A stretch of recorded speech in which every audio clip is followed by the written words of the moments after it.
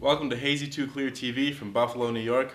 This discussion's topic today is the minimum wage. I'm Josh Veronica. I'm joined today by Bradley Schober, Michael Kahn, David O'Sullivan, and Andrew LaMartina.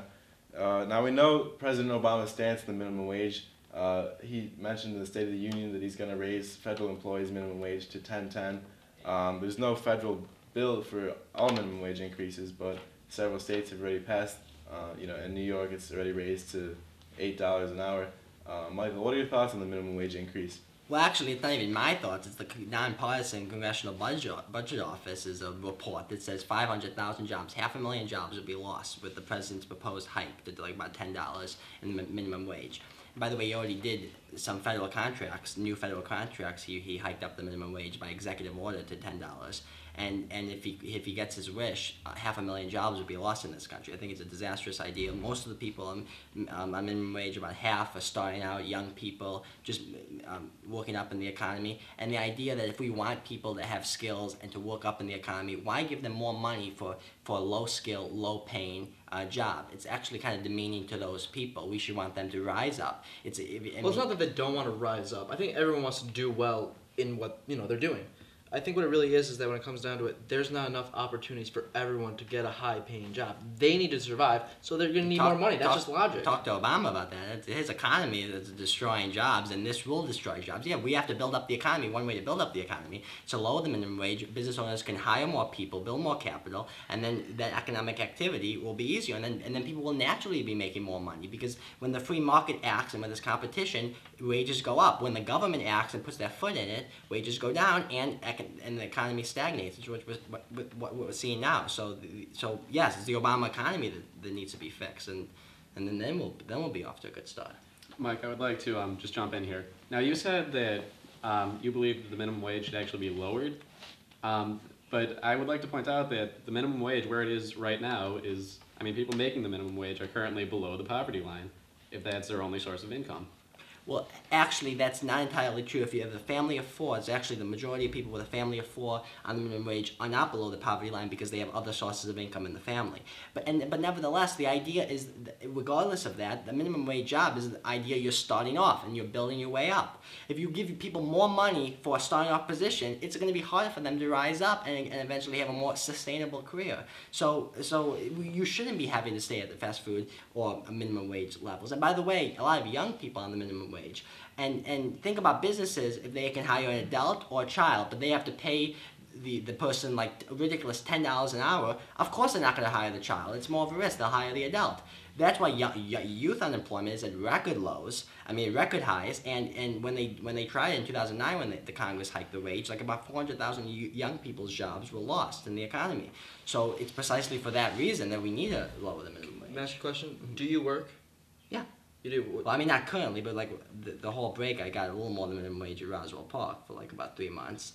Worked for my mom, but I'm on the payroll, and then I write for the Buffalo News. But the idea is, young people like me, it would be harder for me to find a job if the minimum wage is $15, $20.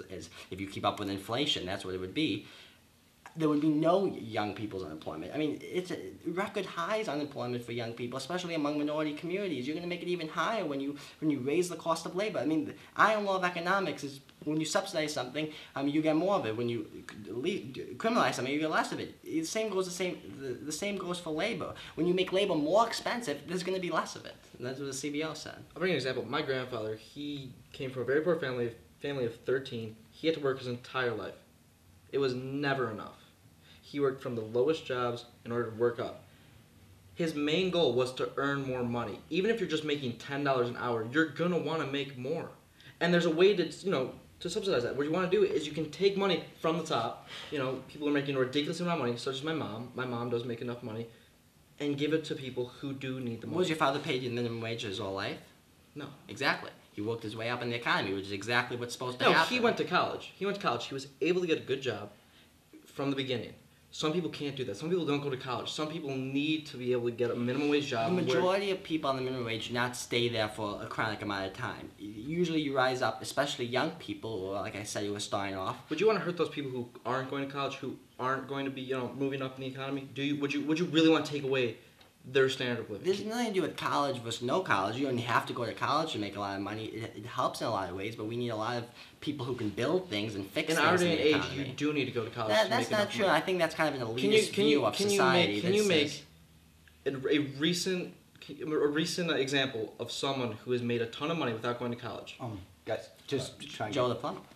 to try and get a little bit more on track with the minimum wage, can I just say that as someone who has worked a minimum wage job, I actually lost a ton of hours, and I actually have stopped receiving hours from my employer because he's trying to save more money.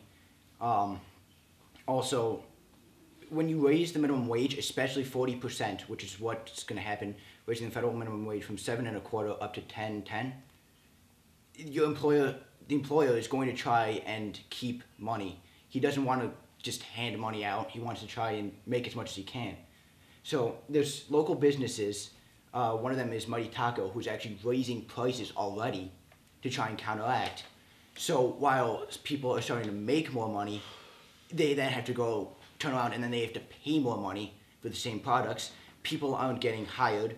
So in the end, you can raise the minimum wage, but it all counteracts. And the last thing I have to say is that the state is losing the most population is New York. The one who's gaining the most population and the most jobs is Texas. But almost half of the jobs in this last economic cycle came from the right to work states, including Texas.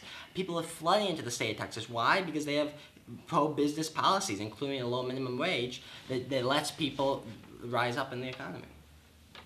Now with the minimum wage increase, obviously there's positives for the workers. They have more cash in their pocket. But at the same time, that money doesn't grow on trees. The businesses have to get it from somewhere. So either, hour cuts, price increases, things like that. So overall, Andrew, do you feel that the minimum wage increase will help or hurt the economy? Well, I believe that ultimately it will help the economy. There are a multitude of different issues that come into play in regards to the economy. And, when an employer raises the pay for employees that make the least amount of money, there's a variety of different ways that they can make up for that, either by, like you said, raising the prices on the products, or they might they might have a decrease in pay for their top employees that make insane amounts of money, and that really just helps to bridge the income gap, which I'm sure we can agree with is a problem in this country. Not compared to most countries around the world. We actually have vast middle class, but that's all. We're out of time for today. Thank you for watching Hazy2Clear TV.